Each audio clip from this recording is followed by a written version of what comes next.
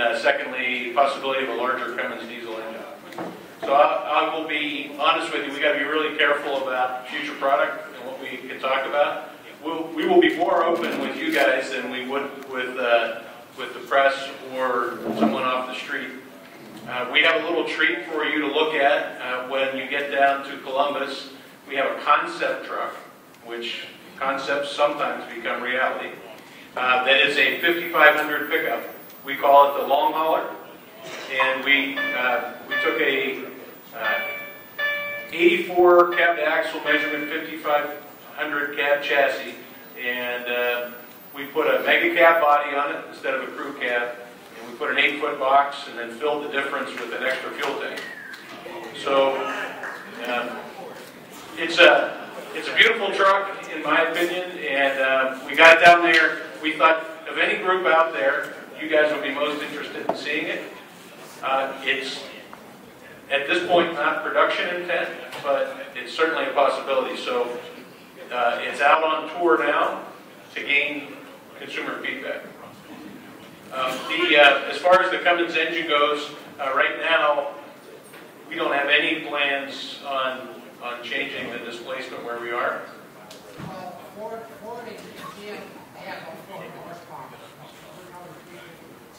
Oh, so you're not talking displacement, you're talking just power rating. Okay. So right now displacement's not changing. We just made the change for the high output engine, which took us from 650 pound-feet of torque to 800.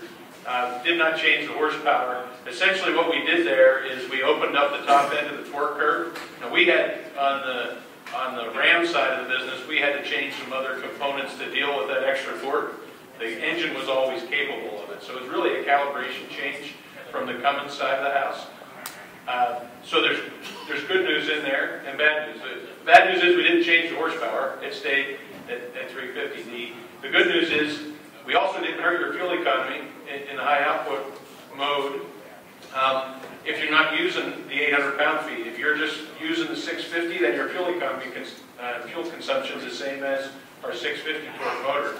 It's only when you're really using that extra torque that the fuel delivery increases and the fuel economy goes with it. So, other than that, I can't tell you anything about anything coming down the road, but we are closely watching the competition. I will tell you that change to 800 was in our plans for about a year and a half from now, and based on the competition's entry into the marketplace last summer, we pulled it ahead in a hurry.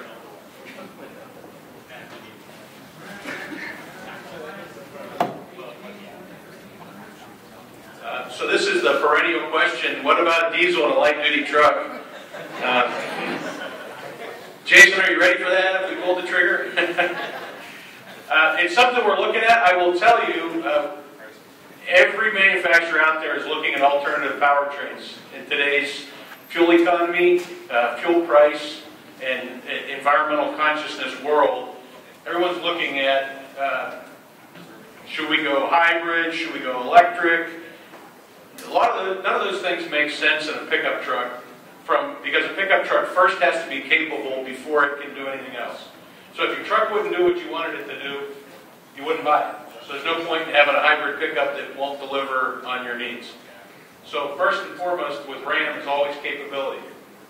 To that end, in our minds, the most sensible alternative powertrain is diesel for a pickup truck. It delivers significantly higher fuel economy with actually increased capability. You get better torque. You all know that from your experience with the Cummins engines over time. So we are looking at it very closely because we know that diesel is a great solution for heavy duty. We think it would be a good solution for light duty. It's just a question of getting the application and the implementation just right. So we will continue to look at that. I think you've been. Yes, I've owned 2 Cummins diesels, and 30,000 miles the U-joints go out. They're Chinese made. Get rid of the Chinese junk.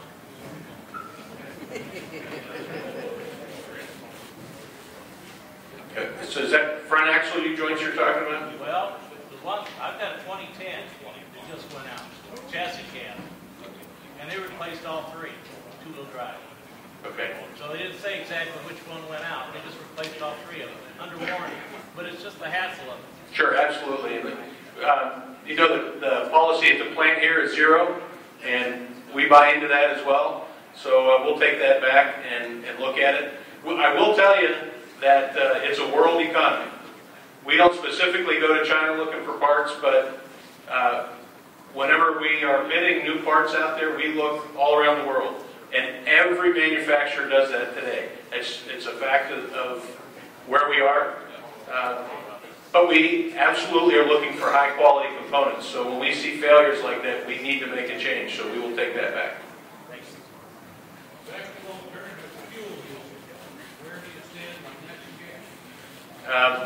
Well, I did say that I wasn't going to be able to talk about future product. You guys keep asking about future product. I will tell you this, that as you know, we now have a common ownership with Fiat. Fiat is the #3 producer of commercial vehicles in the world. They own Iveco, they own Case New Holland, they produce a significant number of commercial vehicles under their brand in Europe. They are the #1 producer of natural gas-powered vehicles in Europe. And if you listen to T. Boone Pickens at all, you know that we have great reserves of natural gas here in this country. Anyone from the Appalachian region knows we're getting Marcellus Shale is a great resource for natural gas. So when you put together the great reserves we have in this country and the great resources we have to build those vehicles based on our partners' knowledge and experience, I would look for us to do something in that area. I can't be specific about where and when, but we're with you. Robert? Just a quick question. I noticed on the high output trucks, you can only get the high output on the 68 RFE equipped versions. Why are they not available in the G56s? Is it the flex in the aluminum casing, or? It's mainly the clutch. Oh, it's the clutch. Wouldn't it just put the stronger clutch in too, or go to a dual disc version? That is true. I mean, that would be an option, but to get with the dual mass flywheel, get a twin disc clutch package, the current space that would require to put that in there is just not there. You'd be coming through the floorboard, so it won't fit. All right. Do you have to have the dual mass flywheel? Or you take hundreds of them out, replace them with solid flywheel? Well, we obviously think you need the dual mass flywheel. I mean, it does improve drivability of the vehicle quite a bit, and I know a lot of you guys have probably taken them out. I know that. But it does vibrate a lot more. You do hear the gear rattle. It makes a lot of noise. And a lot of customers are not fond of that. So We're currently slated to stop building production on the Dakota. What's going to take its place and when? Okay, the question was about Dakota, and as you may have heard on the plant tour, Dakota production will build out here at the plant sometime in August, and that's the all-time build-out for Dakota. What we saw with Dakota was that it got too close to Ram in size, price, fuel economy, and capability. Right? You could tow about the same as a Ram. The price was really close. The fuel economy is 20 miles per gallon on the highway on a Dakota with a 4.7 and a Ram with a Hemi. And what it cost us to build it was about the same. So unless you had to put it in your garage and a Ram wouldn't fit, the appeal of Dakota became less and less. And so our sales volume became less and less. What we promised as we came out of bankruptcy and announced our future plans is that we would have a replacement for Dakota, but it will be separated from Ram in terms of price, fuel economy, capability, and size. So what we're trying to deliver is something that is different from Ram, but still delivers on pickup truck capabilities. It's a couple years away to do it the right way. Are they going to put the 3.6 Star in the Dakota?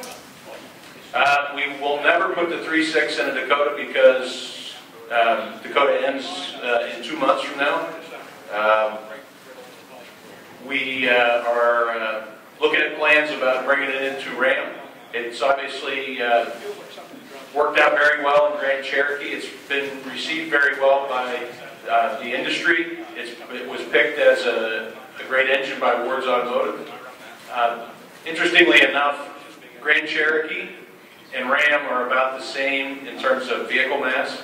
So if it moves a Grand Cherokee around just fine, it should do that same thing in a Ram. As you know, the 3.7 engine that's in a Ram today with a 4-speed transmission is, as the entry-level package, is dated technology. So it's due for an update. In a world economy where you're manufacturing worldwide, it's great to see that we still have manufacturing here. Where specifically does this plan keep productivity and efficiencies high to compete against other markets that have lower emissions? Jason.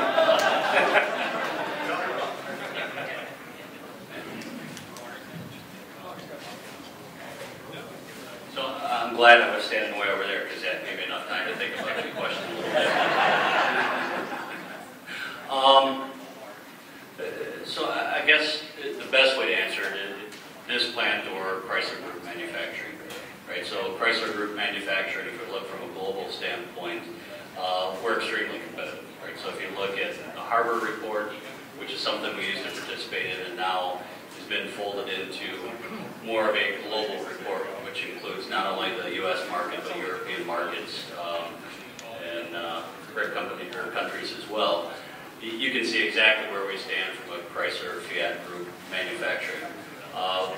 It's a really tough question overall. So because of the way the report is broken up, you can take stamping, you can take powertrain, you can take assembly plants. The one way that they measure productivity is in hours per vehicle, which is an interesting metric in itself. But really, if you look at some of the other metrics that I put up there, probably make a little bit more sense. There's a lot more that goes into the vehicle and instead of just hours. Your sourcing decisions, what do you build versus what do you buy. So industry average, we're at or above from within North America. And if you compare ourselves to European countries, we're a little bit better. And of course, emerging countries, we're probably a little bit less, but that's just based on labor differentials, right? As a plant, I can tell you we're extremely, extremely good. Our direct competitor, we'll say inside the company, would be the plant that builds the same product, right, Saltillo. So we're at the level or a little bit better in some of the metrics than our sister plant. How are you doing it? How are you doing it? How are you beating your Mexican plant that has cheaper labor? It's great. I'm glad that we're still manufacturing. How are we doing it? One is world-class manufacturing.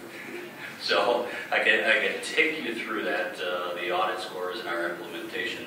But if you look at our safety rates, if you look at our defects per vehicle, if you look at EBIS, which is expense warranty per unit sold, if you look at our build on a daily basis, some of that has to do with the manufacturing layout, but our yield, the number of products that we produce on a daily basis versus the resources that are required, our cost per unit, believe it or not, is very, very competitive. One thing, if you look from a global economy, things tend to even out a little bit, right? So as third worlds or emerging countries become a little bit more stable, a little bit more rich, not the cost of living, but the overall value within the country rises and income rises, right? People make money, they want to spend it, the economy gets better and better. The wage rate within Mexico, the wage rate within China, the wage rate within European countries are all very much increasing.